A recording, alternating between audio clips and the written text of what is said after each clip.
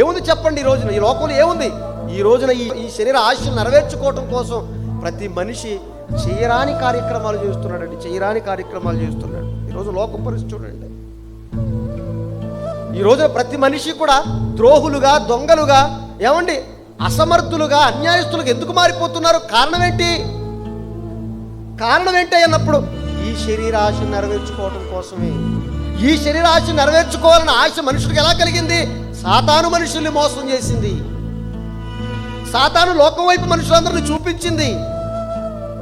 వెళ్ళండి, మీ శరీర ఆశలు నెరవేర్చుకోండి, మీ శరీర కోరికలు నెరవేర్చుకోండి అని లోకం వైపు మనల్ని కూడా మరల్చే విధంగా మనందరికీ బోధ చేస్తుందండి సాతాను.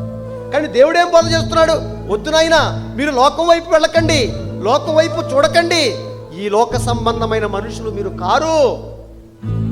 మీరు ఆల్రెడీ ఆ పరిస్థితిలో నుంచి నా దగ్గరకు వచ్చారు.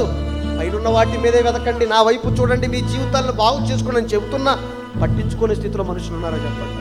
ఈ జీవ కుటుంబంతో, శరీరాశలతో, నేత్రాశలతో ఇష్టానుసారంగా బ్రతికి కాల గర్భంలో మట్టిలో కలిసిపోయిన ఎంతమంది జీవితాలు మనం తెరచి చూడలేదు? మీరు ఒక్కసారి ఆలోచించండి పిల్లలారా.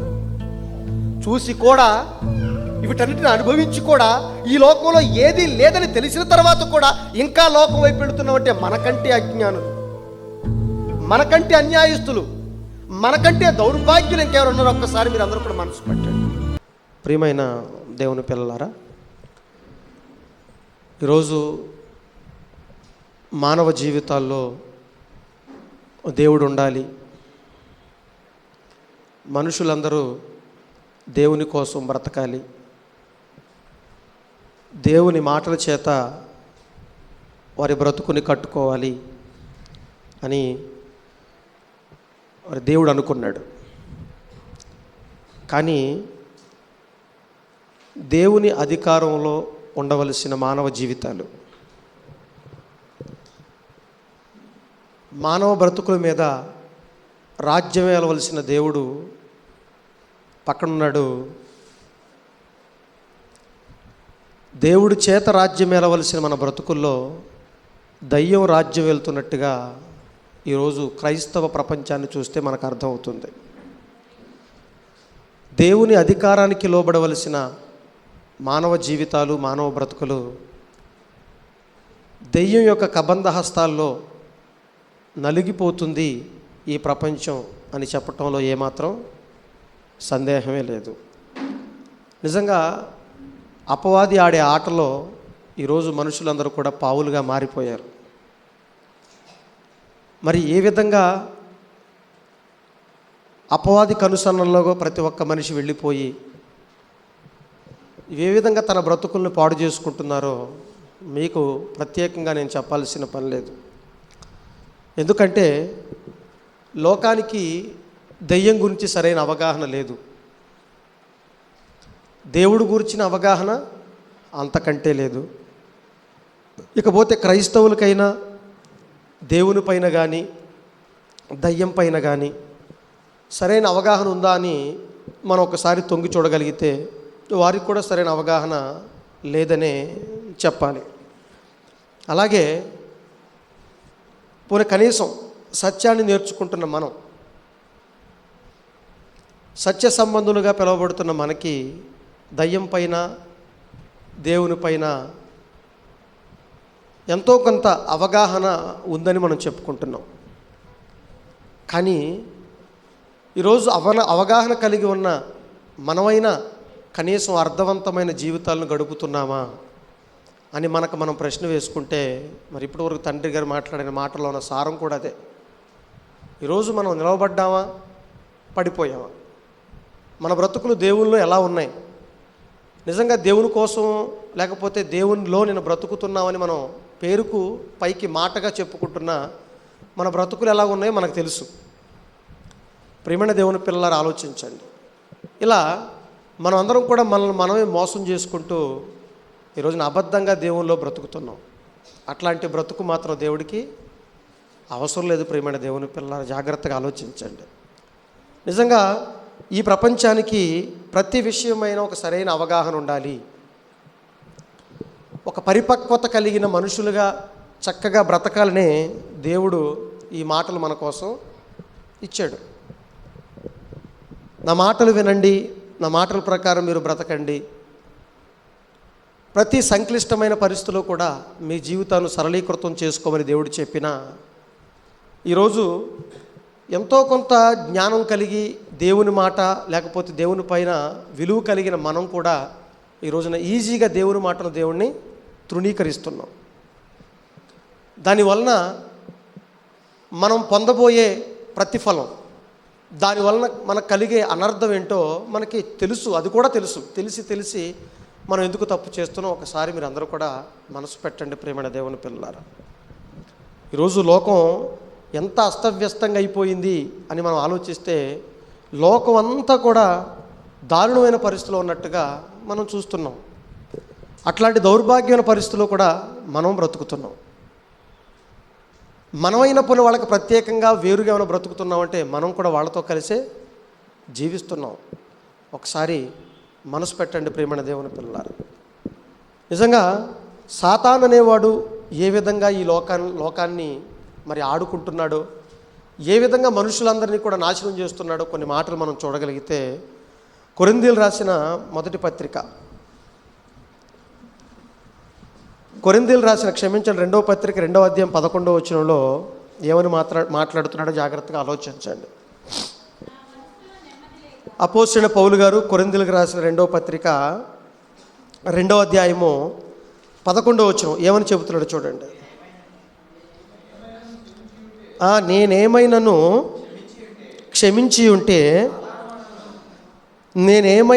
క్షమించి ఉంటే సాతాను మనల్ని మోసపరచకుండునట్లు అంటున్నాడు చూడండి. మనల్ని మోసపరచకుండునట్లు అంటున్నాడు చూడండి. అంటే సాతాను ఆడే ఆట ఏ విధంగా ఉంటుంది అంటే, ప్రపంచంలో ఉన్న ప్రతి మనిషిని అది మోసం చేస్తుంది. దాని లక్షణం మోసం చేస్తుంది. అది బాగా వినాలి. అందుకే పౌలు గారు ఎంత చక్కగా మాట్లాడుతున్నాడు చూడండి. ఏమని మళ్ళీ చదవండి ఆ మాట. నేనేమైనాను క్షమించి ఉంటే సాతాను మనల్ని మోసపరచకుండునట్లు. అంటే సాతాను ఈ లోకం ఏం చేస్తుంది? మోసం చేస్తుంది. లోకాన్నంతటినీ అది ఏం చేసింది? మోసం చేసింది. మనల్ని ఏం చేసిందండి?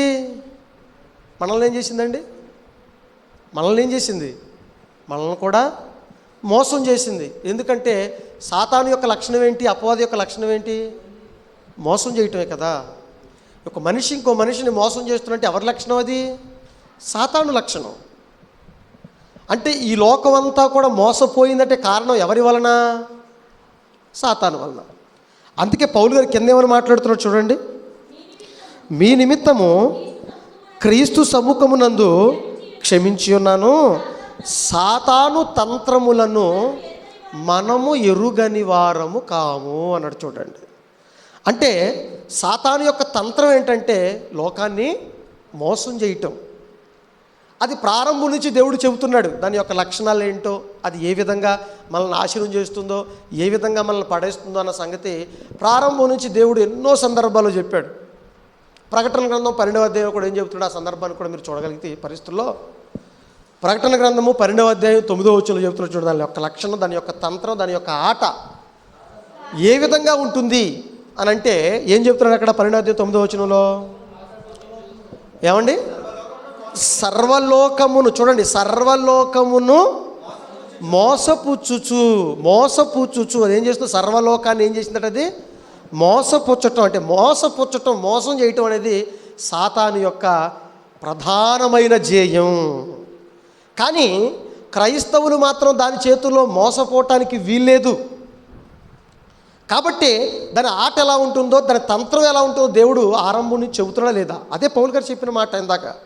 మనము సాతాను తంత్రములను ఎరిగిన వారు కాము, సాతాను మనం మోసం చేస్తుందన్న సంగతి మనందరం కూడా తెలుసుకున్నాము. మీరు తెలుసుకున్నారు లేదు? మీరు చెప్పండి.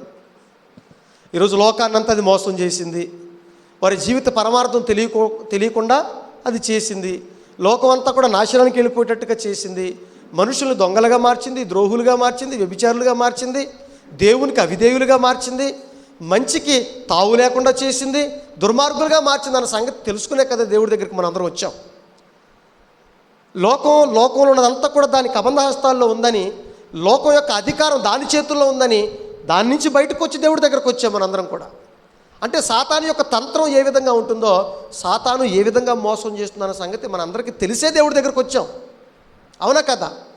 వచ్చాం. అందుకే పౌలు గారు మాట్లాడుతున్నాడు ఏమని, మనము సాతాను తంత్రములు ఎరిగిన వారము కాము అంటే మనం అందరం కూడా దాని చేతిలో మోసపోకూడదన్న సంగతి మీకు తెలుసు.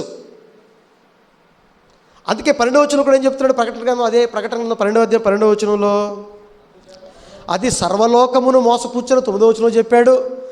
దాని పేరు సాతాను అన్నాడు, అపవాది అన్నాడు అని 12వ వచనంలోకి ఏం చెప్తున్నాడు వచ్చి, అందుచేత పరలోక నివాసులారా మీరు ఉత్సహించండి. ఎందుకంటే అక్కడ ఏం చేసింది, అక్కడ కూడా మోసం చేసే ప్రయత్నం చేసింది. ఎక్కడ దేవుడున్న లోకంలో కూడా అక్కడ మోసం చేసే ప్రయత్నం చేసింది. అక్కడి నుంచి ఏం చేసింది పడినప్పటికీ గెంటి వేయబడింది. ఎక్కడికి? భూమి మీదకి గెంటి వేయబడింది. కాబట్టి అక్కడ సాతానికి దాని యొక్క అనుచరులకు తావులేదు. కాబట్టి మీరందరూ కూడా ఉత్సహించండి, మీరు హ్యాపీగా ఉండండి. ఎందుకంటే సాతాను లేని లోకం ఎలా ఉంటుంది? మోసం లేని లోకంగా ఉంటుంది. బాగా ఆలోచించండి. మోసం లేకుండా ఉంటుందంటే అక్కడ ఏం లేదు, సాతాను లేదు. మోసం ఉందంటే అక్కడ ఎవరున్నారు? సాతాను ఉందని అర్థం. మరి జాగ్రత్తగా ఆలోచించండి. ఆయన 12వ వచనం ఏం చెప్పాడండి, పరలోక నివాసులారా మీరు ఉత్సహించండి. భూమి సముద్రమా మీకు శ్రమ. ఎందుకంటే ఎందుకు మీకు శ్రమ అంటే, ఎందుకు మీరు జాగ్రత్తగా ఉండాలని గంట వాయిస్తున్నాడు. ఏం చెప్తున్నాడు? అపవాది తనకి సమయము కొంచెమే, తనకు సమయము కొంచెమే. ఏం సమయం కొంచెం? ఎందుకోసం భూమి మీదకి వచ్చింది మీ అందరికీ తెలియదుగా. చాలా సందర్భాలు ఈ మాట ఉన్నారు కదా, అది ఎవరిని మృంగుదునా అని వెదకుచూ తిరుగుతుంది. ఎవరిని మింగాల? చర్చిలో ఉన్న వాళ్ళని మింగాల, చర్చి బయట ఉన్న వాళ్ళని మింగాల, లోకంలో ఉన్న వాళ్ళని మింగాలి. ఎలా మింగాలి? ఏ విధంగా మింగాలంటే, ఒక మనిషిని ఏ విధంగా దేవుడి నుంచి దూరంగా తీసుకువెళ్ళిపోవాలి, ఒక మనిషిని ఏ విధంగా మంచిలో ఉండనివ్వకుండా చెడు వైపు తీసుకువెళ్ళాలి, ఒక మనిషిని ఏ విధంగా నాశనం చేయాలి, ఏ భేదం వాళ్ళలో పెట్టాలి, ఏ వర్గాన్ని వాళ్ళ మధ్యలోకి తీసుకురావాలి అని ప్రతి మనిషిని మోసం చేసి తమ జీవిత పరమార్థాన్ని తెలుసుకోనివ్వకుండా చేసి జీవితాన్ని కలిగించిన దేవుణ్ణే కనబడనివ్వకుండా, మనుషులను నమ్మనివ్వకుండా, మనుషులు దేవుడికి విధేయులుగా ఉండనివ్వకుండా చేసి ఈ రోజున ప్రతి మనిషిని అస్తవ్యస్తం చేసిందండి. తనకు సమయం కొంచెమే అంటే మనం ఉన్నాం, అపవాది సమయం కొంచెం అంటే మన సమయం ఇంకెంత? లోతుల్లోకి వెళితే మన జీవితం కూడా చాలా చిన్నది. ఇంకా తరతరాల నుంచి లోకంలో ఉంది. మనం ఎంతకాలం అంటే ఏం చెప్పగలం చెప్పండి? అంతకాలం కలిగి ఉన్న అపవాదే తనకు సమయం కొంచెమే తెలుసుకుని ఏం చేస్తున్నాడు? అది బహు క్రోధము కలదై మీ యొద్దకు దిగి వచ్చి ఉన్నాడు.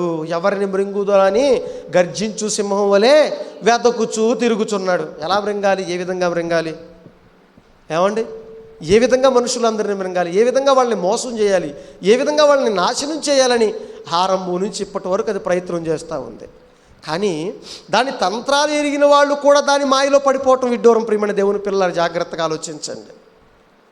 దాని తంత్రాలను ఎరిగామని చెప్పుకున్న క్రైస్తవులు కూడా దేవుని నుంచి దూరంగా వెళ్ళిపోవటం చాలా హాస్యాస్పదం అండి.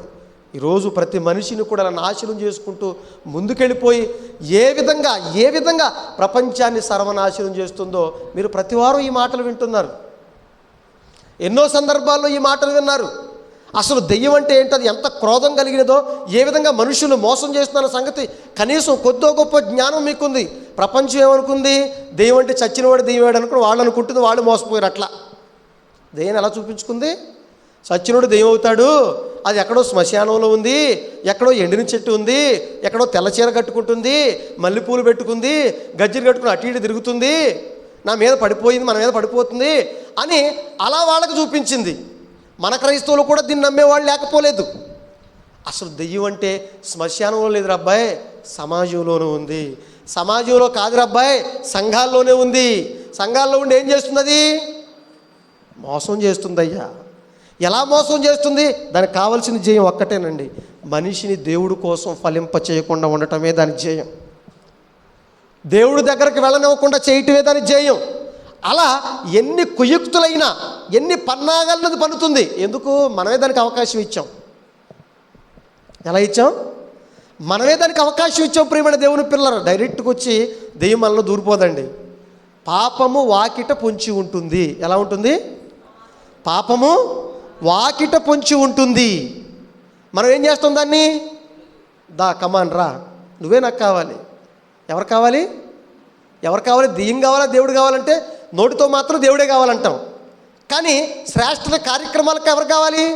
దెయ్యమా, నువ్వు నాకు నువ్వే కావాలి. దెయ్యమా, నీతోనే నేను సాంగత్యం చేస్తాను, నీతోనే నీకు స్నేహం చేస్తాను, ఎందుకంటే నీతో స్నేహం చేస్తే నాకు చాలా ఆనందంగా ఉంది, చాలా హ్యాపీగా ఉంది అని ప్రతి మనిషి కూడా తన మోసం చూడండి. దాంతో ఏ విధంగా అక్రమ సంబంధం పెట్టుకున్నారు మనుషులు. మనల్ని ఏమండి, సంఘాన్ని ఎవరితో ప్రదానం చేశాడు దేవుడు?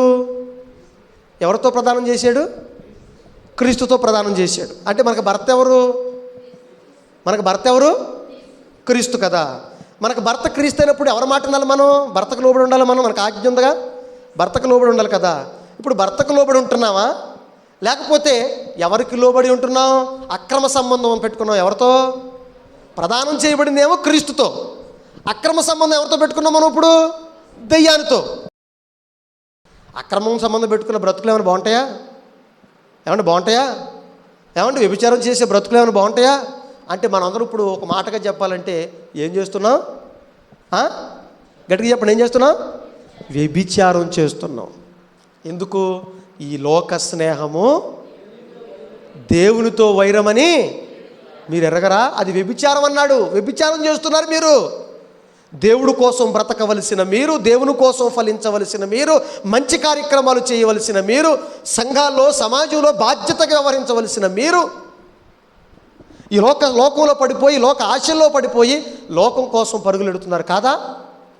కాదా అని ప్రతి ఒక్కరిని దెయ్యం యొక్క కబంధహస్తాల నుంచి విడిచిపించి సంఘంలో చేర్చి మళ్ళా దేవుడి దగ్గర చేర్చాలని. ఏమండి నిజంగా ఎన్ని మాటలు, ఎంతమంది తన పిల్లలు దేవుడు మన దగ్గరకు పంపించి ఎన్ని మాటలు చెప్తున్నాడు చెప్పండి. కానీ ఈజీగా వాటిని మనం ఏం చేస్తున్నాం? తృణీకరిస్తున్నాం. అవసరం లేదు మాకు. మేము వింటాం, దేవుడి మాట వినాలా? దేవుడా దేవుడో దేవుడు అని కూర్చుని మా కడుపులు నిండుతాయా? మీరు చెప్పండి. ప్రియమైన దేవుని పిల్లలు, ఒక్కసారి మీరు అందరూ కూడా మనసు పెట్టండి. ఇలాంటి సందర్భంలో నిజంగా దేవుడు మాట చేత మన జీవితాలను పదిలిపరచుకోవాల్సిన మనము ఎప్పుడైతే దేవుని మాట నుంచి దేవుడికి కొద్దిగా దూరం గ్యాప్ పెరుగుతుందో మధ్యలోకి ఎవడొస్తాడు ఇప్పుడు? ఎవడొస్తాడు ఇప్పుడు? మధ్యలో ఎవరు ఎంటర్ అవుతారండి? భార్యాభర్త కలిసి ఉన్నంత వరకు ఎవరేం చేయలేరు. వాళ్ళిద్దరు కమిట్మెంట్తో ఒక చక్కగా కాపురం చేసినంత వరకు వాళ్ళ జీవితం చక్కగా ముందుకెళ్తుంది. వీళ్ళకి ఎప్పుడైతే గ్యాప్ వస్తుందో, ఏం గ్యాప్? అది ఏ విధమైన గ్యాప్ అయినా కావచ్చు. ఇప్పుడు మధ్యలో ఎవడవుతాడు? ఇప్పుడు మూడో వ్యక్తి ఎంటర్ అవుతాడు. నీ కాపురాన్ని పాడు చేయటం కోసం, నీ జీవితం బదనం చేయటం కోసం మూడో వ్యక్తి ఎప్పుడైతే ఎంటర్ అయ్యాడో వాడి జీవితం బాగోదు. అలాగే సంఘంతో, క్రీస్తుతో ప్రధానం చేయబడిన మనకి ఎవరితో సత్సంబంధాలు కలిగి ఉండాలి? మనందరం ఎప్పుడు ఎవరితో బాంధవ్యం కలిగి ఉండాలి? ఎవరితో మనం అందరం కూడా ఎప్పుడు కలిసికట్టుగా ఉండాలి? క్రీస్తుతో, సంఘంతో. ఎప్పుడైతే క్రీస్తుతో, సంఘంతో దూరం అయ్యామంటే ఇప్పుడు మధ్యలోకి ఎవరు వస్తారు? ఇప్పుడు గ్యాప్లోకి మూడో వ్యక్తి ఎంటర్ అవుతాడు. ఏం చేయటానికి? నిన్ను బాగు చేయటానికి కాదు, మాయ మాటలు చెప్పి నిన్ను మోసం చేయటానికి. ఏం చేస్తాడు? మాయ మాటలు చెప్పి నిన్ను మోసం చేస్తాడు. వాడి లక్షణం, వాడు ఎలాంటి వాడో తెలుసా? యేసు ప్రభు చెప్పాడు. యోహాను సువార్త 8వ అధ్యాయం చూడండి. యోహాను సువార్త 8వ అధ్యాయము 44వ వచనం చూడండి. ప్రియమైన దేవుని పిల్లలారా, వాడు ఏ విధంగా మనుషుల్ని మాయ చేసి, మోసం చేసి, ఏ విధంగా మనుషులతో ఆడుకుంటున్నాడో, ఏ విధంగా మానవ జీవితాలను సమాధి చేస్తున్నాడో చూడండి. ప్రియమైన దేవుని పిల్లలారా, ఆలోచించండి. మీరు ఎలా మారిపోయారంటే, నా సంబంధులుగా ఉండవలసిన మీరు, నా రాజ్యానికి లోబడవలసిన మీరు, నా అధికారానికి లోబడవలసిన మీరు, నా రాజ్యానికి, నా కనుసన్నల్లో బ్రతకవలసిన మీరు అందరూ కూడా ఎవరి సంబంధులుగా మారిపోయారు? అక్రమ సంబంధులుగా మారిపోయారు. వాడెవడు? వాడు ఏం చేశాడు మీకోసం? వాడు ప్రారంభం నుంచి వాడి గురించి మీకు చెబుతున్నానే. వాడు తంత్రాలు నెరగమని మీకు చెబుతున్నానే. వాడు తంత్రగొట్టని మీకు చెబుతున్నానే. వాడు మంత్రాలు ప్రయోగిస్తాడని మీకు చెబుతున్నానే. వాడు మిమ్మల్ని మోసం చేస్తాడు, మాయ చేస్తాడని చెబుతున్నానే. వాడి మాయ నుంచి, మోసం నుంచి మీరు బయటికి రావాలంటే నా మాటలు వినండి అయ్యా, నాతో ఉండండి, నా కాపుదల్లో ఉండండి, నా నీడని విశ్రమించండి, మీ బ్రతుకులు బాగుంటాయని చెబుతుంటే మాకొద్దు ప్రభువా, మాకెందుకు, మాకు అవసరం లేదు ప్రభువా, అన్నట్టుగా మనం బ్రతుకుతున్న వాడి లక్షణం గురించి చెప్తున్నా. అక్కడ ఏమని చెప్తున్నాడు? వాడు మీరు మీ తండ్రి యగు అపవాది సంబంధులు. ఎవరి సంబంధులుగా మారిపోయాం? దైవ సంబంధులుగా ఉండవలసిన మనం అందరం కూడా అపవాది సంబంధులుగా మారిపోయాం. అపవాది సంబంధులుగా మారిపోయామని యేసుక్రీస్తు భూమి మీదకి వచ్చాడు. భూమి మీదకి వచ్చి దెయ్యాన్ని దేవుడిని లోకానికి చక్కగా స్పష్టంగా చూపించాడు. చూపించి మరలా వాడికి అబంధాస్తాల నుంచి లాగి ఏమండి మళ్ళీ అందరూ కూడా దేవుడి దగ్గరికి చేర్చాడు తన ప్రాణం పెట్టి. అవునా కదా చెప్పండి? చేర్చాడు, మళ్ళీ పవిత్రపరుచుకున్నాడు, సత్క్రియలందు ఆసక్తి గల ప్రజలను చేర్చుకున్నాడు.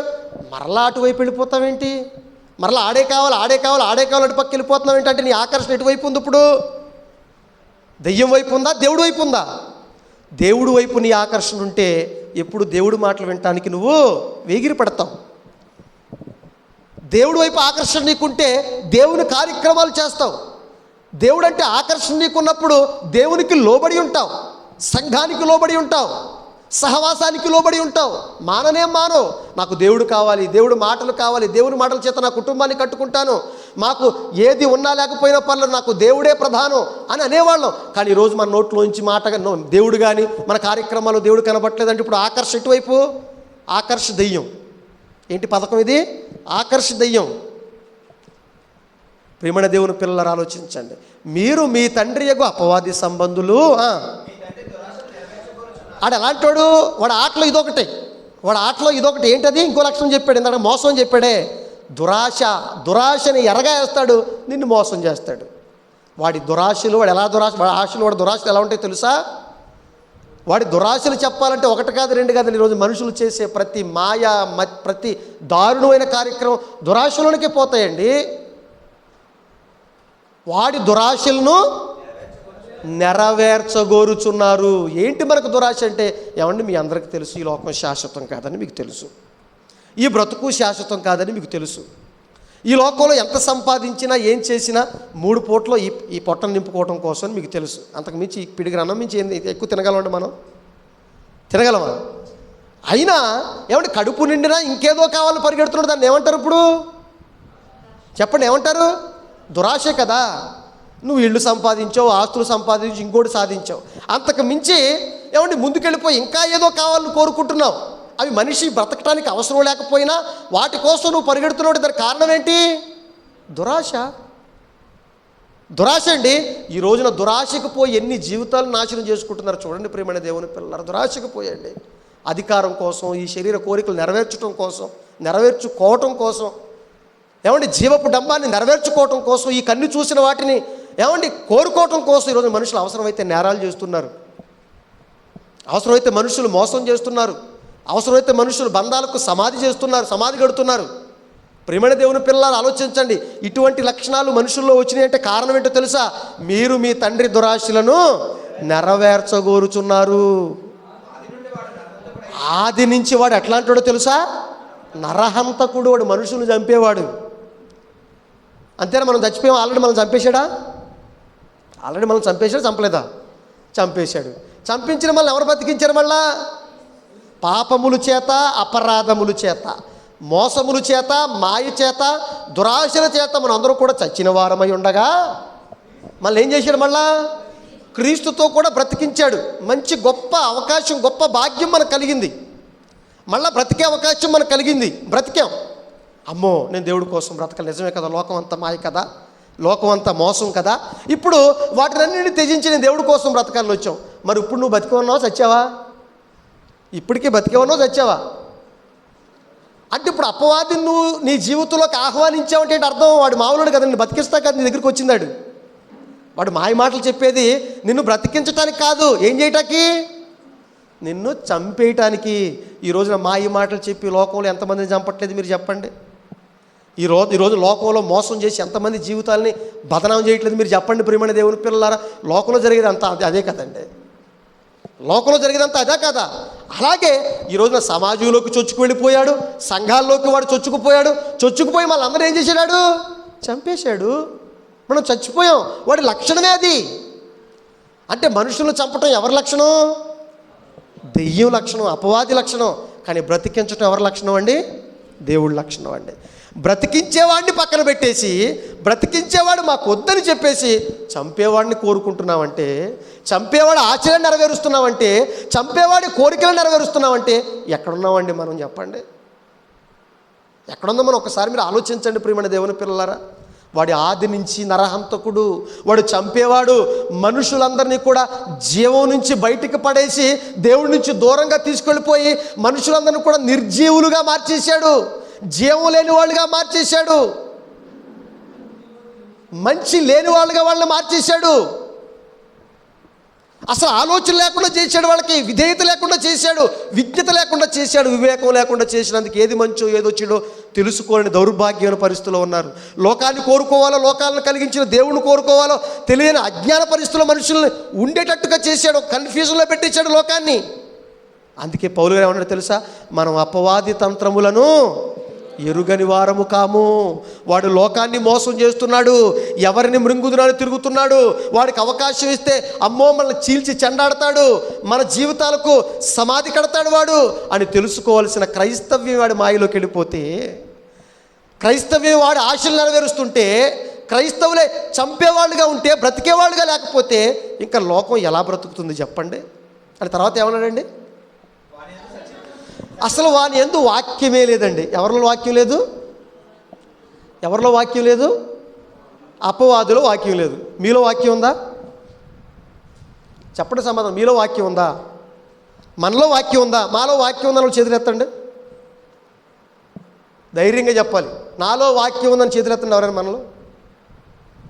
అంటే వాక్యం లేకపోతే మనం ఏమన్నా ఇప్పుడు? అంతే కదా. వాక్యం ఉంటే దైవ సంబంధులం, వాక్యం లేకపోతే దైవ సంబంధం.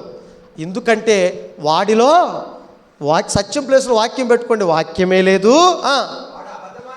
వాడు అబద్ధమాడినప్పుడు వాడు ఎట్లా అబద్ధం ఆడతా? ఏం కాదులే, చర్చికి వెళ్ళిపోతే ఏమన్నా నష్టం వద్దేంటి? ఏమైనా అయిద్దా? ఈ వారం చర్చికి వెళ్ళిపోతే దేవుడు మాట వినకపోతే ఏమైనా అయిద్దేంటి? అంటే అందమైన అబద్ధం అన్నట్టు. అందమైన అబద్ధం ఏమంటే బయటికి వెళ్ళి పని చేసుకుంటే ₹1 వస్తుంది, బయటికి వెళ్ళి మన కార్యక్రమం చేసుకుంటే మన కడుపులు నిండుతాయి, ఇంకా లేకపోతే ఇంట్లో కూర్చుని ఏదో టీవీ చూస్తే మనకు ఆనందం కలుగుతుంది, వినోదం కలుగుద్ది. చర్చికి వెళ్ళిపోతే ఆడున్నాడు చూసావా, ఆడు మామూలుగా చెప్పడు, గుచ్చుతూనే ఉంటాడు. ఎప్పుడాడు ఎవడాడు మీకు తెలుసు, ఆడు గుచ్చుతూనే ఉంటాడు. అక్కడికి వెళ్తాం అవసరమా? కాసేపు ఇంట్లో కూర్చుంటే అయిపోదు, నీకు ఒంట్లో కూడా బాగోలేదు కదా. అంటే అందమైన అబద్ధం. చూడండి, మన కోసమే మాట్లాడుతున్నట్టుగా ఉంటుంది. నీ కాలు బాగాలేదు, కన్ను బాగాలేదు, లేకపోతే ఇన్ని బాధలు ఉన్నాయి నీకు చాలా. ఇప్పుడు ఈ రోజున మనసు నీకు అసలు వెళ్ళిన వాక్యం నీకు అర్థం కాదు, నువ్వు ఇన్ని పరిస్థితుల్లో వెళ్ళినా నీకు వాక్యం అర్థం కాదు. అది హితబోధ. చూడండి, వాడు అబద్ధం ఆడినప్పుడట ఎలా ఉంటుందట? అది నిజమే కదా. అంటే నిజమే అన్నట్టుగా ఉంటుంది వాడు అబద్ధం ఆడితే. వాడి స్వభావం అట్లాంటిది. వాడి తంత్రం చూసారా, వాడి ఆట చూసారా ఎలా ఉందో? వాడి ఆటలో పావులుగా మారిపోయాం ప్రియమైన దేవుని పిల్లలారా. ఏం కాదు, అది దేవుడే ఉంది. ఇప్పుడే ఒక సూచన చూడొచ్చులే. ఈ సీజన్ పోతే ఇంకో సీజన్ ఎప్పుడు వస్తుందో? దేవుడు అప్పటికే ఉంటాడు, వాక్యం అప్పటికే ఉంటుంది. కానీ సీజన్ పోతే ఎలా మారిపోయావండి మనం అని అపోస్తలుడైన పౌలు గారు ఒక మాట చెప్తున్నాడు చూడండి. కొరింథీయులకు రాసిన 2వ పత్రిక 11వ అధ్యాయం 3వ వచనం ఏం చెప్తున్నాడు చూడండి ప్రియులారా. కొరింథీయులకు రాసిన 2వ పత్రిక 11వ అధ్యాయం 3వ వచనం ఏం చెప్తున్నాడండి? సర్పము తన కుయుక్తి చేత, చూడండి, సర్పము తన కుయుక్తి చేత, దాని యొక్క యుక్తి, దాని యొక్క ఆలోచన ఎలా ఉంటుంది? కుయుక్తి అంటే మనిషిని కుతంత్రాలకు గురి చేసి నాశనం చేయాలి. కాబట్టి మనం ఏం చేయాలి ఇప్పుడు? అలాంటప్పుడు మనం ఎంత జాగ్రత్తగా ఉండాలి? మన పిల్లలు ఎంత జాగ్రత్తగా ఉండాలి చెప్పండి? దేవుడిని జాగ్రత్తలు చెప్పాడు కదా. వాడు తిరుగుతున్నాడయ్యా, మీ మధ్యలో ఉన్నాడు, జాగ్రత్తగా ఉండండి. ఇటువంటి సందర్భాలు మీరు వాక్యాన్ని మీలో నింపుకోండి. మీరు చక్కగా దేవుడితో సహవాసం సాంగత్యం చేయండి. అప్పుడు మీరు ఆ దగ్గరికి రారు. అలా ఎదిరించని చెప్పినప్పుడు మనం ఇంకెంత జాగ్రత్తగా ఉండాలి, ఎంత విశేష జాగ్రత్త కలిగి ఉండాలి. ఇంత గొప్ప రక్షణ మనం ఎందుకు నిర్లక్ష్యం? లోకానికి ఎలాగో దెయ్యం గురించి తెలియదు, వాళ్ళకి రక్షణ లేదు, మనకు తెలుసు రక్షణ. మరి మనం కూడా నిర్లక్ష్యం చేస్తే ఎట్లా? ఇంత గొప్ప రక్షణ నిర్లక్ష్యం చేస్తే ఎట్లా చెప్పండి? ఎన్ని మర్మాలు చెప్పాడు దేవుడు. అంటే మానవ బ్రతుకుకు పతనానికి కారణమైన అపవాదిని, సాతాన్ని దేవుడు ఏం చేశాడు? పట్టి మనకు బాహాటంగా అప్పచెప్పాడు. ఓరాడు ఇదిగో ఈ పరిస్థితి రా అని తెలిసినప్పుడు కూడా మనం ఇంకెంత జాగ్రత్తగా ఉండాలి మీరు చెప్పండి? అందుకే చెబుతున్నాడు ఏమని అక్కడ, సర్పము తన కుయుక్తి. సర్పం అంటే ఎవరు? ఇందాక చెప్పాడు కదా, అపవాదనియు, ఘట సర్పమనియు, క్రూర మృగమనియు, దానికి పేర్లు. ఏమన్నాడు? సర్పము తన కుయుక్తి చేత, అంటే అపవాది తన కుయుక్తి చేత హవ్వను మోసపురిచినట్లు. అంటే దాని లక్షణం ఏంటి చెప్పాను, దాని ఆటలో బాగుండి. ఇప్పుడు క్రికెట్ ఆడేవాడు ఆట ఆడేకి ఏం కావాలి? ఇప్పుడు క్రికెట్ ఆడేవాడికి ఏం కావాలి? బ్యాటు బంతి కావాలి. ఫుట్బాల్ ఆడేకి ఏం కావాలి? బంతి కావాలి. ఇంకేదో మీరు ఏదో ఆటలు ఆడతారు ఇంటి దగ్గర, మీ అందరికీ తెలుసు. ఆటలకి ఏ వస్తువులు కావాలో మీకు తెలుసు. ఇప్పుడు అపవాది ఆడే ఆటకి దాని వాడే అస్త్రం ఏంటి? మోసం, మాయ, దురాశ, కుయుక్తి. ఇవేనండి, ఇవే గాలాలు. అది విసిరే వలలు, అది విసిరే గాలాలు ఇలాగే ఉంటాయి. ఏ మనిషిని ఏం చేస్తే వాడు లొంగుతాడు, వాడి కళ్ళ ముందు చూపిస్తే వాడు దేవుడి దగ్గరికి వెళ్ళకుండా ఉంటాడు, ఏం చేస్తే వాడి జీవితాన్ని నాశనం చేయొచ్చు. ఇదే దాని పనిదేనండి. ఒక్క క్షణం కూడా రెస్ట్ తీసుకోదండి. మనమైనా రెస్ట్ తీసుకుంటాం, కానీ ఇన్ని విషయాలు చేసిన తర్వాత అపవాదికి మాత్రం రెస్ట్ లేదు. మనకు మాత్రం బోల్డ్ రెస్ట్ కావాలి. ఏమండి అక్కడ ఏం చెప్తున్నాడు చూడండి. సర్పము తన కుయుక్తి చేత అవ్వను మోసపురిచినట్లు. ఎప్పటి నుంచి ప్రారంభం చేసాడు మోసం చేయటం? వాడు సర్వలోకమును మోసపురుచుచు అన్నాడు కుదుడు. మన ఆది తల్లిదండ్రులైన ఆదాము హవ్వ నుంచి దాడి దండయాత్ర ప్రారంభమైంది. ఎప్పటి నుంచి దాడి దండయాత్ర? దయాగడ దండయాత్ర ఎప్పటి నుంచి ప్రారంభమైంది? అప్పటి నుంచే ప్రారంభమైంది. కానీ దెయ్యం యొక్క దండయాత్ర ఎప్పటి నుంచి ప్రారంభమైంది? ఎప్పటి నుంచి ప్రారంభమైంది? ఆది నుంచి ప్రారంభమైంది. ఏంటి దాని దండయాత్ర? నిన్ను దండేసి దండం పెట్టించడానికి కాదు, దేవుడి దగ్గర తీసుకెళ్ళి ఏం చేయాలి? నీ ఫోటోకి దండం వేయాలి. ఏ విధంగా అయినా నీ ఫోటోకి దండేయాలి, నరకంలో నిన్ను పడేయాలి. అది దాడి దండయాత్ర. దేవుడి నుంచి దూరంగా నేను తీసుకెళ్ళిపోయాడు దండయాత్ర అని. చూడండి ఏం చెప్తుందో చూడండి. అక్కడికి వెళ్ళి ఒకసారి వెళ్దాం. అవ్వను ఏ విధంగా మోసం చేసిందో, వాడి యొక్క మోసం, మాయ, కుయుక్తి, వాడి యొక్క దురాశ, వాడి యొక్క అబద్ధం ఏ విధంగా ఉంటుందో చూడండి. అక్కడ ఆదికాండం మీరు చూడండి, చాలా సందర్భాలు మీరు చూసినా మరొకసారి దాన్ని పరిశీలిద్దాం. చూడండి ప్రియమైన దేవుని పిల్లలారా, ఆదికాండము 3వ అధ్యాయము 1వ వచనం నుంచి మీరు జాగ్రత్తగా చదవండి. దేవుడైన యెహోవా సమస్త భూజంతువులలో సర్పము యుక్తి గలదై ఉండెను. అప్పుడు వచ్చిందట. ఎవరి దగ్గరికి వచ్చింది? ఆ స్త్రీ అంటే ఎవరు? ఆ స్త్రీ దగ్గర అంటే ఎవరి పేరు పెట్టుకోవాలి ఇప్పుడు? హవ్వా. చెప్పాడుగా పౌలు గారు. ఏమని చెప్పాడు పౌలు గారు? ఏమని చెప్పాడు? సర్పము హవ్వను మోసపురుచినట్లు. ఏ విధంగా మోసం చేసింది అవ్వని? స్త్రీ దగ్గరకు వచ్చి, ఇది నిజమా? దీనికి ఎలా తెలుసు ఇది నిజమా? ఏంటి నిజమా? చదవండి. ఏంటి నిజమా? ఇది నిజమా? ఈ తోట చెట్లన్నిటిలో దేని ఫలమునైనను మీరు తినకూడదని దేవుడు ఏమని చెప్పాడా? ఏం చెప్పాడు దేవుడు మీకు? లోకంలో బ్రతకూడదని దేవుడు అని మీకు చెప్పాడా? లోకంలో దురాశల దొరికి వెళ్ళొద్దని మీకు దేవుడు అని చెప్పాడా? టీవీ చూడొద్దని దేవుడు చెప్పాడా? సీరియల్ చూడొద్దని దేవుడు చెప్పాడా?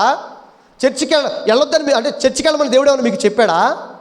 అంతే కదండి. ఆ ప్లేస్లో అవి పెట్టుకోండి. మీరు అప్లై చేసుకోండి. అవ్వను ఆ రకంగా ఆ రోజున అట్లా మోసం చేసింది. మనల్ని ఎట్లా మోసం చేసింది? మనల్ని ఏ విధంగా మోసం? దేవుడు ఏం చెప్పాడు మీకు? ఎప్పుడు దేవుడు మాట వినమని మీకు ఏమైనా చెప్పాడా? నా మాట వినని మీకు ఏమైనా దేవుడు చెప్పాడా? ఇది నిజమా? ఏంటి ఇది నిజమే అంటే మాట వింటే బాగుపడిపోతారా మీరు? దేవుడి దగ్గరకు వస్తే మీరు బాగుపడిపోతారా? దేవుడి దగ్గరకు వస్తే మీ జీవితాలు వెలిగిపోతాయా? ఇది నిజమా? చెప్పు ఒకసారి, ఆలోచించు. ఏమంటే పనికి వెళ్తే 4 రూపాయలు వస్తాయి, తింటే బ్రతకొచ్చు. అంతే కదా. పనికి వెళ్తే 4 రూపాయలు వస్తాయి, తింటే బతకొచ్చు. చర్చికి వెళ్తే బతకొచ్చు అని చెప్తావంటే చస్తావు నువ్వు అన్నట్టుగా బోధ చేస్తుంది చూడండి. అది అంతే కదా. చెట్టు ఫలం తింటే ఎవడని చేస్తాడా? చెట్టు ఫలం తింటే ఎవడని చేస్తాడా చెప్పండి? తింటే ఎవడ చేస్తాడండి? బ్రతుకుతాడు కదా. తింటే బతుకుతాడు, తింటే ఎవడో చావడు కదా. కానీ అపవాది నిజంగా ఆది తల్లిదండ్రులకి ఏ విధమైన బోధ చేస్తుంది చూడు. ఇది నిజమా? వీటిలో ఏ ఫలానైనా మీకు తినకూడదు దేవుడు చెప్పాడా? చెబుతాడు, నాకు తెలుసు, ఆయనకు అదే పని అని అడిగితే వీళ్ళు ఏం చేశారు? అందుకు స్త్రీ, ఎందులో ఏ ఫలానైనా మేము తినొచ్చు, కానీ ఫలానా చెట్టు ఫలానా మాత్రం తినొద్దని చెప్పాడు అని చెప్పింది. తర్వాత ఆడేమన్నాడు చూడండి. అందుకు సర్పము, మీరు చావనే చావరు, మీరు చర్చికి వెళ్ళపోయినా మీకేమీ కాదు, మీకు చర్చికి వెళ్ళకపోయినా దేవుడి మాట వినకపోయినా మీకేమీ కాదు. 1 వారం మానేస్తే ఏమవుతుంది? దేవుడి మాట వినకపోతే ఏమవుతుంది? అంతే కదా. ఏమంటే లోకంలో అడ్డగాడిలో తిరగొద్దురని దేవుడు చెప్పాడు. తిరిగితే ఏమవుతుంది? తిరిగితేనే కదా అసలు మంచి చెడో తెలిసేది. అంతే కదా. తింటేనే కదా చస్తావో బ్రతుకుతావో తెలిసేది. వెళ్తాం, తిరుగుతాం, తిరిగి పడకుండా చూస్తాం, అప్పుడు చూడు అని సవాల్ చేస్తాం. పడిపోయిన తర్వాత కూర్చుని ఎడుస్తాం. అంతే కదండి. చూడండి ఎలా ఉంది చూడండి ఆట. బాగుందాడు ఆట. ఆట చాలా బాగుంటుందండి. తెలుసుకున్నవాడు ధన్యుడు, తెలుసుకోలేనివాడు మూర్ఖుడు. ప్రియమైన దేవుని పిల్లలు, ఇంత అర్థంగా ఎవడో చెప్పడండి, మీకు ఎక్కడా చెప్పరు. ఆలోచన చేయండి ఒకసారి. ఏమన్నా అందుకు సర్పము మీరు చావనే చావరయ్యా, తింటే చచ్చిపోతారంటారండి. ఇంకా ఏమన్నా మతుందా? మీకు మతుందా? మీరు ఎలా చచ్చిపోతారు? అలాగే దేవుడు ఏం చెప్తారు, నా మాటలు వినంటారా మీరు బ్రతుకుతారు, నా మాటల చేత మీ జీవితాలు కట్టుకోవడం, మీ బ్రతుకులు బాగుంటాయని చెప్పి. మాటల చేత బ్రతుకుతారు, మాటలు వింటే బతుకుతారు. ఎట్లా బతుకుతారు? ఏం అబద్ధం కాకమ్మ కథలో మీరేం వెళ్ళాల్సిన పని లేదు. ఎప్పుడన్నా కుదిరితే వెళ్ళండి, కుదిరితే దేవుడి దగ్గర ఉండండి, అంతేనా? కుదిరితే దేవుడి దగ్గర ఉండండి. ఎన్ని పనులు ఉన్నాయి, ఎన్ని కార్యక్రమాలు ఉన్నాయి. నీకంటూ పిల్లలు లేరా? నీకంటూ భవిష్యత్తు లేదా? నీకంటూ బ్రతుకు లేదా? రేపు పొద్దున వాళ్ళకి ఇల్లు కట్టుకోవాలి, వాళ్ళకి పెళ్ళిళ్ళు చేయాలి. అబ్బో ఎన్ని కార్యక్రమాలు ఉన్నాయి. ఇవన్నీ పక్కన పెట్టి దేవుడా దేవుడు అంటావేంట్రా బాబు? నువ్వు బతకో, నువ్వు చస్తావు. దేవుడి దగ్గరికి వెళ్తే బతుకుతావని దేవుడు చెబుతున్నాడు. లోకంలోంచి నువ్వు దేవుడి దగ్గరికి వెళ్తే నువ్వు చస్తావని నేను చెబుతున్నాను, అపవాది చెబుతుంది. మీరు చావనే చావరని చెప్పగానే వీళ్ళకి ఎలా అనిపించింది? అప్పుడు వీళ్ళకి ఎలా అనిపించింది? ఎలాగంటే మీరు వాటిని తినుదినమున మీ కన్నులు తెరవబడతాయి, మీరు మంచి చెడులు ఎరిగిన వారు అవుతారు. లోకంలోకి తిరిగితేనే కదా మంచి ఏదో చెడుదో మాకు తెలిసేది. అమ్మ బాబోయ్, మీరు దేవతలు అయిపోతారు, మీరు మామూలుగా ఉండరు, ధనవంతులు అయిపోతారు, మీకు తిరుగులేదు. అప్పుడు దేవుళ్ళు ఇంకా బలంగా ఉండొచ్చు. ఇప్పుడు మీరు బాగా కష్టపడి సంపాదించారనుకో, ఇంకా దేవుళ్ళు ఎదరికెళ్ళేసరికి ఇంకా బలంగా ఉండొచ్చు. ఇప్పుడు పరిస్థితులు మెరుగుపడినాయి అనుకో, తర్వాత దేవుళ్ళు తాయితీగా మనం బతకొచ్చు. చూడండి, అవునా కదా? చెప్పండి ప్రియమైన దేవుని పిల్లలు. ఇటువంటివి మీకు అనిపించలేదు, మీరు చెప్పండి పోనీ. ఇప్పుడు నేను చెప్పిన మాటల ప్రకారం మీకు అనిపించిందా లేదా? లోకం అంతా కూడా ఇదే సంఘర్షణలో ఉందండి, ఇదే సంఘర్షణ. ఈ విషయాలు ఎప్పుడైతే అపవాది బోధ చేసిందో వాళ్ళకి ఎలా కనపడింది లోకం అంతా? అప్పుడు ఆ పండు ఎలా కనపడింది? అమ్మ బాబోయ్, అప్పుడు దాకా రమ్యం కనపడింది, అప్పుడు చాలా అందంగా కనపడిందట. ఏమంటే అప్పుడు అందంగా కనపడిందట. వెంటనే అందంగా కనపడి రమ్యం కనపడంగా ఏం చేసి తెంచుకుంది, టప్మని తింది, పక్కోడికి ఇచ్చింది, ఆడిని చంపింది. అలాగే మనం కూడానండి, ఏమంటే దేవుడిని చెప్పిన వాటి అన్నింటినీ పక్కన పెట్టి చేయొద్దన్న పని, దేవుడు చేయొద్దన్న పని నేను చేసి మనం చేసింది కాక మనం తర్వాత మనం ఏం చేస్తాం? ఇంకోళ్ళు కూడా ఆ పని చేపించి మనం చావటమే కాక ఇంకొకరు కూడా చంపే కార్యక్రమాలు చేస్తున్నాం. ప్రియమైన దేవుని పిల్లలారా, అవునా కాదా? మీరు చెప్పండి. ఇట్లా ఉంటే ఎలా అండి చెప్పండి? ఇలా ఉంటే మన బ్రతుకులు ఎవరు బాగు చేస్తారు? మీరు చెప్పండి ప్రియమైన దేవుని పిల్లలు. ఇప్పుడు వెళ్ళండి, కొరింథీయులకు రాసిన 2వ పత్రిక 9వ అధ్యాయం 3 ఇప్పుడు చదవండి, బాగా అర్థమవుతుంది. ఇప్పుడు చూడండి ఏం చెప్తున్నాడు అక్కడ. సర్పము తన కుయుక్తి చేత హవ్వను మోసం చేశాడు. ఆ రోజున అబద్ధం చెప్పాడు, మాయ చేశాడు, మోసం చేశాడు, దేవుని ఆజ్ఞను అతిక్రమించేటట్టుగా చేశాడు. దేవుణ్ణి వాళ్ళు ఏం చేశాడు? దూరంగా తీసుకెళ్ళిపోయాడు. అదే కదండి ఆఖరి చేసింది.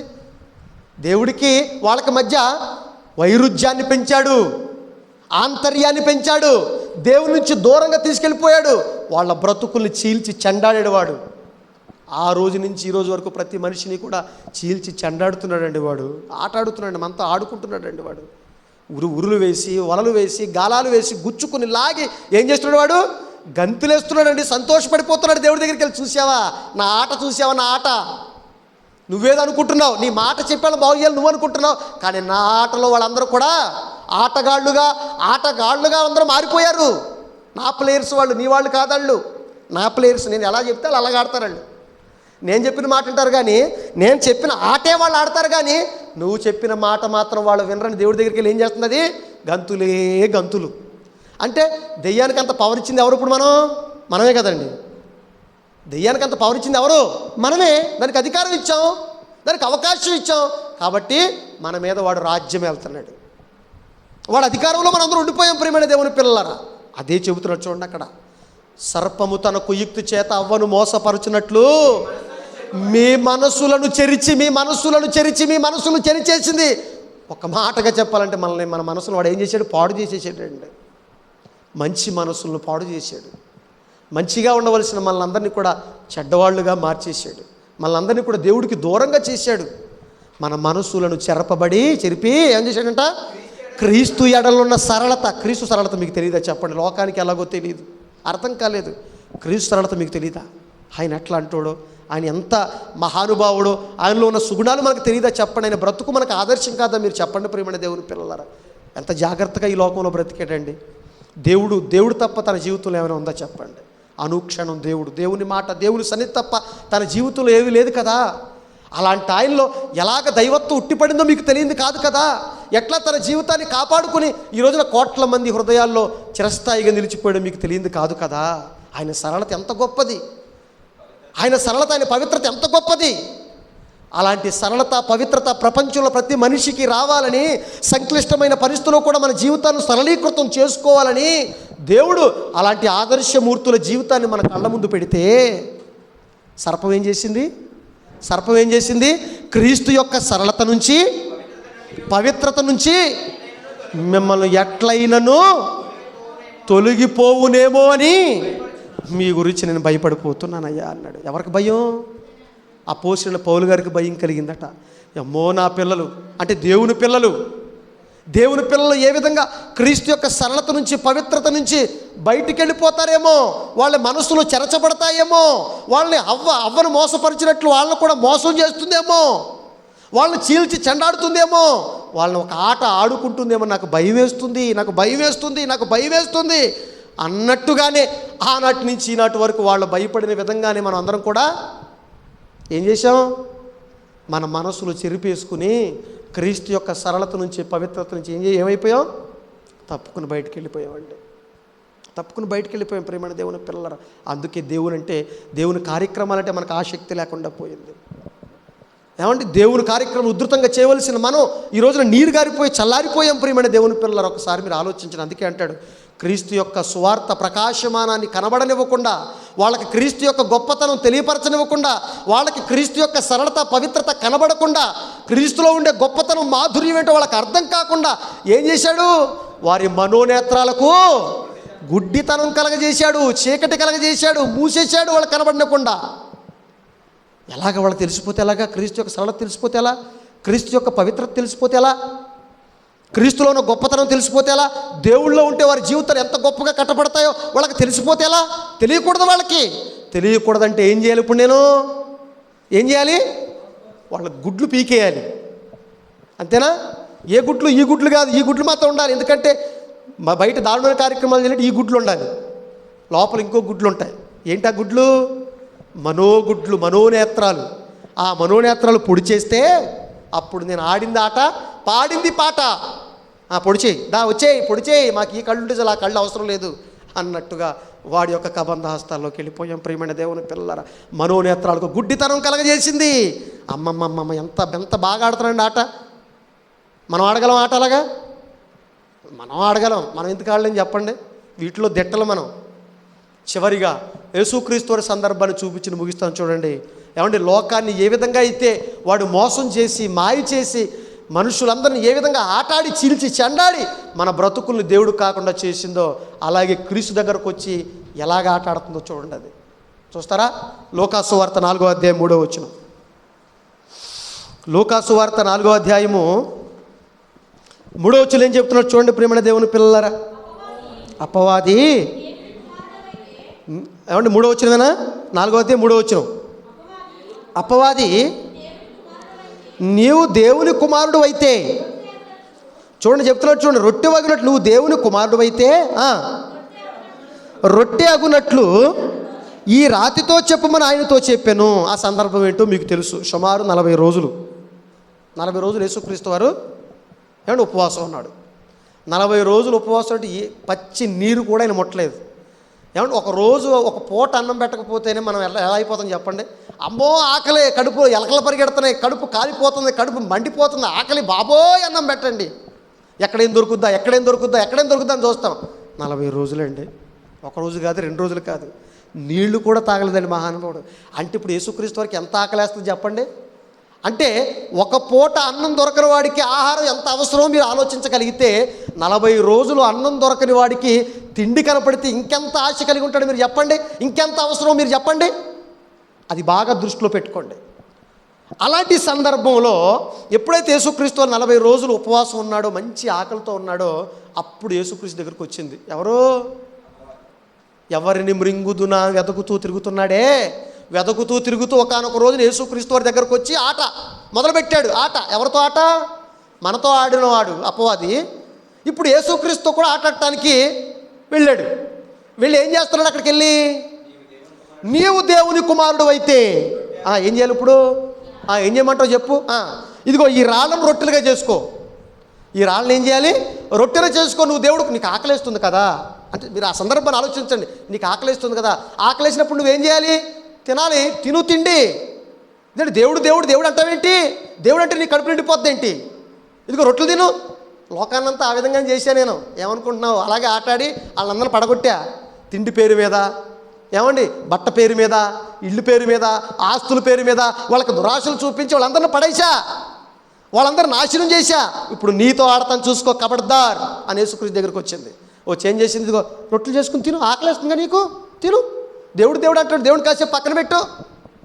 భలేవాడవయ్యా నువ్వు అంటే అప్పుడు ప్రభు, ఏమండి, ప్రభు ఇప్పుడు ఈయనెవరో? ఈయన పీడి ఎవరో డ్రిల్ మాస్టర్ కదా యేసుక్రీస్తు. మరి ఏమండి, ఇలాంటి వాళ్ళ ఆటలు కట్టించే ఆట కట్టులు చేసి ఆయన ఆటలు, ఇలాంటి వాళ్ళ ఆటలు కట్టించే ఆటగాడు కదండి ఆయన దగ్గరికి వస్తే ఆయన ఏం చెప్పాడు?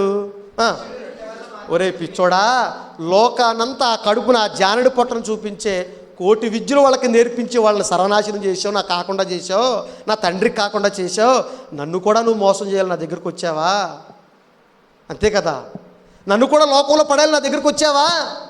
కానీ నువ్వు అనుకున్నట్టుగా, నువ్వు ఈ లోకాన్ని మోసం చేసినట్టుగా మనుషులు బ్రతికేది తిండి వలన కాదు, మాత్రమే కాదు.